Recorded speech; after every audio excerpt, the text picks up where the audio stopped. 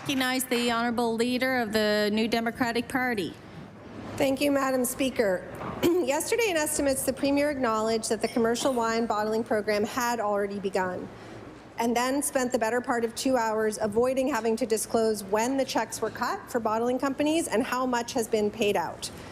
Now the program has been paused, but Nova Scotia's farm wineries and grape growers and the taxpayers footing the bill still deserve to know how much have we paid to the 2 commercial bottlers who are eligible for the program.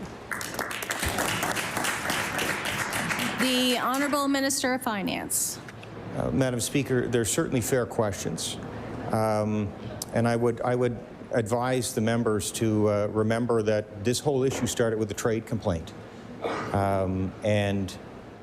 Because there were margins at the NSLC, Madam Speaker, that gave a preference to Nova Scotia wines. And so the sales of those wines have an impact on trade. So I would ask the members to be understanding of that point, because it's one that certainly is the basis for which supports can be offered to the wine sector. The Honourable Leader of the New Democratic Party. Nothing in the trade decision talked about money to commercial bottlers, which is what I am asking about. That is not an answer.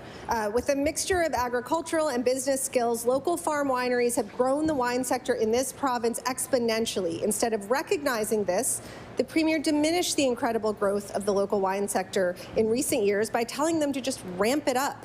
This is after, of course, the government quietly supported their friends at Devonian Coast. We have that price tag with $250,000 of our money to implement a commercial bottling program and an undisclosed sum on a commercial bottling program. Investments in our farm wine sector doesn't need to be a matter of trade compliance. Agricultural subsidies are not the matter of trade disputes. Can the Premier tell us if he intends to introduce what the farm wineries have been asking for, support for growing grapes through the Department of Agriculture? I recognize the Honourable Minister for Finance. Madam Speaker, there are definitely fine points to the trade laws that we are working within, and there's no question that it has been established that certain trade supports are compliant. I will say that as long as the support is compliant, it does not matter from which government department that the support comes from.